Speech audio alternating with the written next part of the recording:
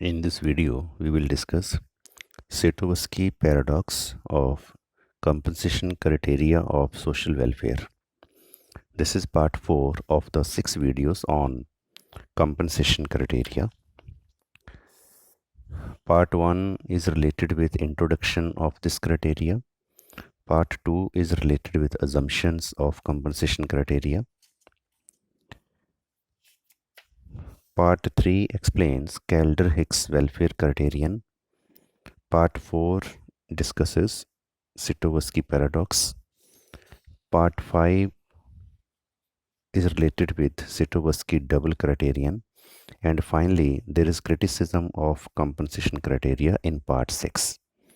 Here in part 4, we will discuss Satovsky paradox.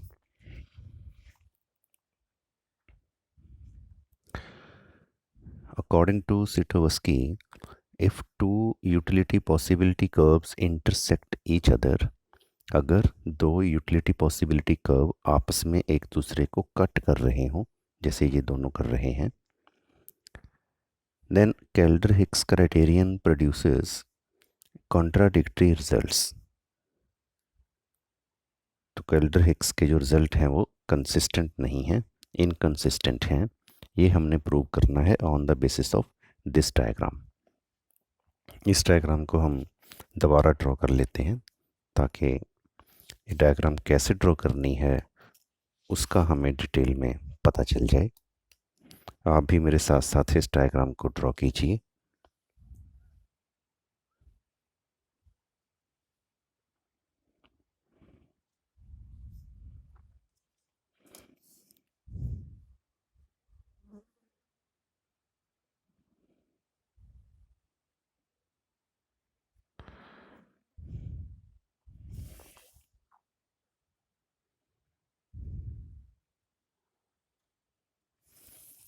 These are the axes,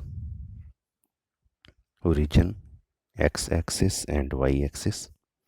On x-axis we are taking A's ordinal utility.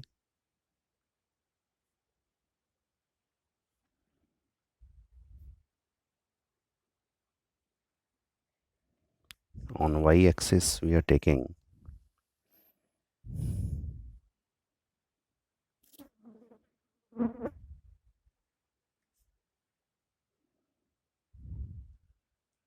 B's ordinal utility. कोई दो individuals हैं A and B. A को जो utility मिलती है वो x axis पर है, जो B को यूटिलिटी मिलती है वो y एक्सिस पर है. एंड यूटिलिटी को ऑर्डिनल नंबर्स में मेजर किया जा सकता है.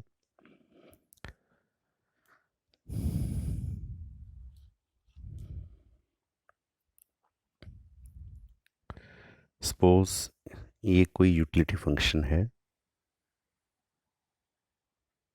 u1,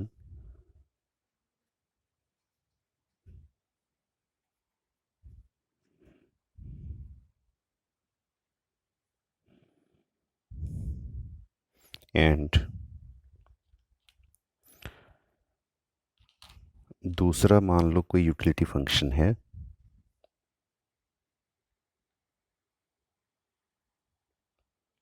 u2.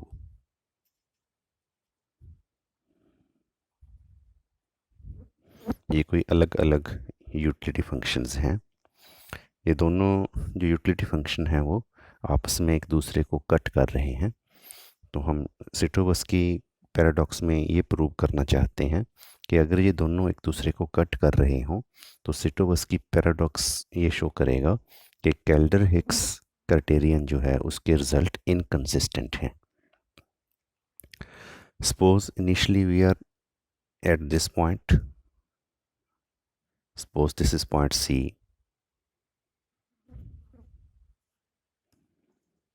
where A's utility is this and this is the B's utility.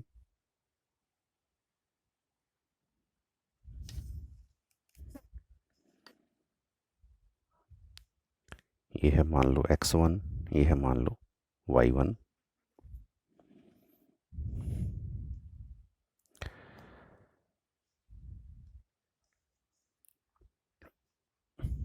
No,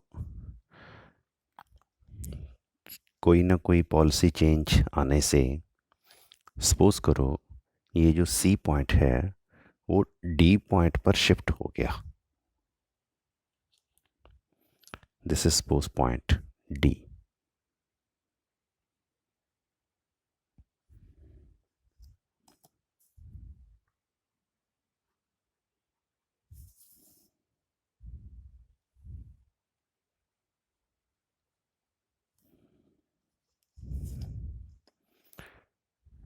अब डी पॉइंट पर क्या हुआ, एक्स की या ए की जो यूटिलिटी है वो है x2 और बी की जो यूटिलिटी है वो है y0। अब इसमें अगर हम देखें एक्स की यूटिलिटी इंक्रीज़ हो गई, ए की यूटिलिटी जिसको हम कहते हैं, ए की यूटिलिटी तो इंक्रीज़ हो गई x1 x2, और बी की यूटिलिटी डिक्रीज़ हो गई y1 से y0।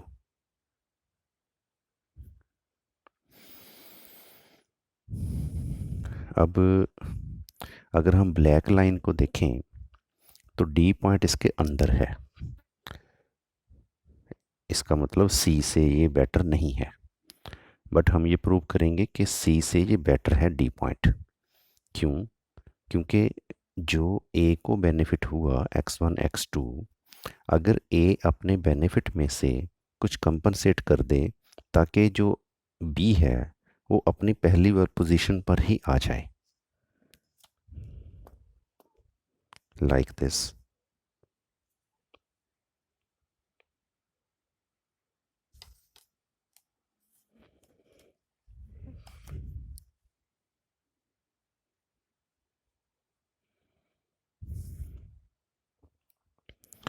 तो ये है मान लो x1 डैश,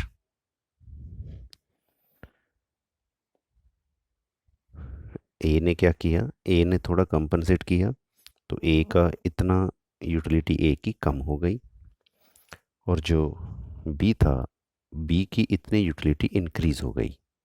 तो जितनी यूटिलिटी बी की कम हुई थी उतनी ही यूटिलिटी बी की इंक्रीज हो गई, तो बी अपनी पहली पोजीशन पर चला गया, और ए अभी भी, अगर हम देखें, अभी भी ए की इतनी यूटिलिटी इंक्रीज्ड है। पहले ए की यूटिलिटी इंक्रीज्ड थी x1 से लेकर x2 तक, अब उसने इतना कम कर दिया तो अब उसकी यूटिलिटी में इंक्रीज है x1 से लेकर x1 डैश तक। This is suppose point E. तो हम कह रहे हैं कि D is superior than C, क्योंकि हम D से E पर जा सकते हैं। तो अभी तक जो हमने देखा वो हमने देखा D इज बेटर या D is preferable, you can say, then C।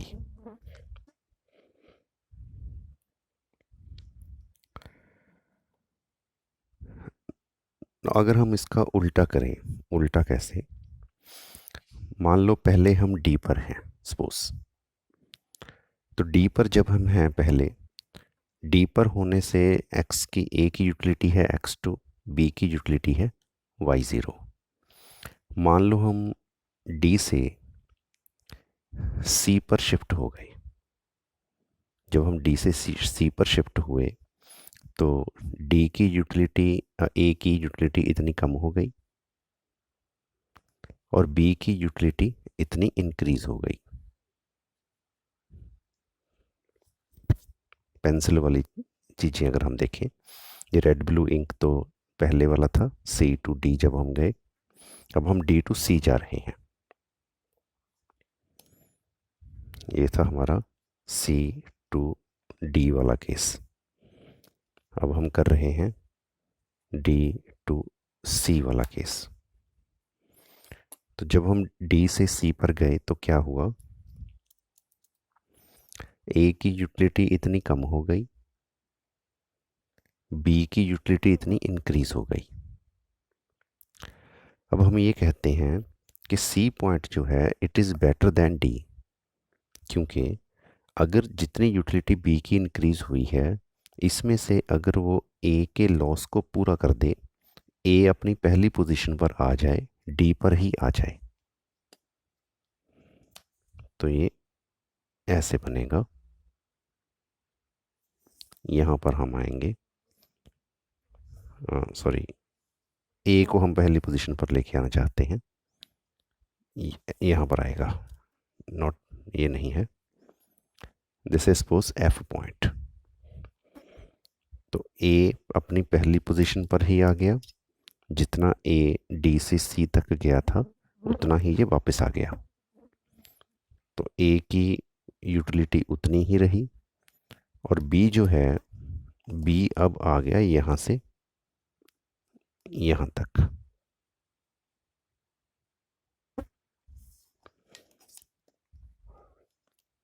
इतनी यूटिलिटी बी की कम हो गई। बट अभी भी बी की इतनी यूटिलिटी इंक्रीज्ड है, क्योंकि पहले वो डी पर था, सी पे चला गया, सी के बाद वो एफ पर आया, बी जब एफ पर आया तो इतनी यूटिलिटी उसकी कम हो गई, अभी भी उसको इतना नेट गेन है। तो इसलिए हम कहते हैं कि सी इज़ प्रेफरेबल दैन डी, क्योंकि सी से हम एफ पर आ सकते हैं, ये नहीं है कुछ। तो हम क्या लिख रहे हैं यहाँ पर कि सी इज़ प्रेफरेबल देन डी। तो ये कॉन्ट्राडिक्शन है, रिजल्ट में इनकंसिस्टेंसी है। एक तरफ हम कह रहे हैं D is preferable than C, एक तरफ हम कह रहे हैं C is preferable than D. This is the Scitovsky paradox, और you can say given by Scitovsky, जो कैल्डर-हिक्स क्राइटेरिया में ये जो इनकंसिस्टेंसी है ये शो की है सेटोवस्की ने on the basis of the two utility functions. दो यूटिलिटी फंक्शंस के बेस पर, अगर यूटिलिटी फंक्शंस आपस में एक दूसरे को कट कर रहे हो।